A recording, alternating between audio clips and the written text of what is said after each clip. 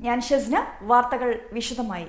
E-health card എടുത്ത് കൂടുതൽ കാര്യക്ഷമവും ശാസ്ത്രീയമായ രീതിയിൽ ആരോഗ്യ മേഖലയിൽ സംവിധാനങ്ങൾ പ്രയോജനപ്പെടുത്തണമെന്ന് വനം വന്യജീവി വകുപ്പ് മന്ത്രി എ.കെ. ശശീന്ദ്രൻ പറഞ്ഞു. പുതിയ സാങ്കേതികവിദ്യയുടെ പ്രയോജനങ്ങൾ രോഗികൾക്കും ലഭിക്കണമെന്നും അതിന്റെ ഭാഗമായി നടപ്പാക്കിയ ഇ-ഹെൽത്ത് പദ്ധതി അനുസരിച്ച് വീട്ടിലിരുന്നും ഡോക്ടറുടെ സേവനം ഉറപ്പാക്കാമെന്നും മന്ത്രി പറഞ്ഞു. എല്ലാ കാര്യങ്ങളും പൂർത്തിയായി സൂചിപ്പിച്ചതുപോലെ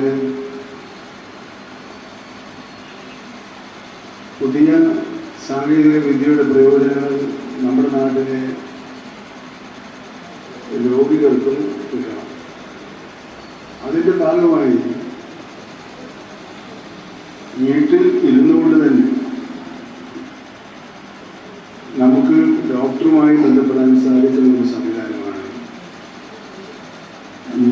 ഈ ഹെൽത്ത് കാർഡ് വഴി ഉണ്ടാക്കാൻ പോകുന്നത്.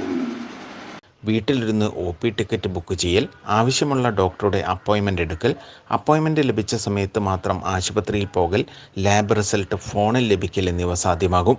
ആശുപത്രിയിൽ അനാവശ്യമായ കാത്തുകെട്ടിക്കിടക്കുകയോ ലാബ് റിസൾട്ട് വാങ്ങാൻ വീണ്ടും പോകുകയോ വേണ്ട.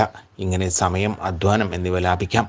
കൂടുതൽ ശാസ്ത്രീയമായും കാര്യക്ഷമതയോടെയും ആരോഗ്യ സേവനം നൽകുന്നതുമായ പദ്ധതിയുമായി എല്ലാ നാട്ടുകാരും സഹകരിക്കണമെന്ന് മന്ത്രി അഭ്യർത്ഥിച്ചു.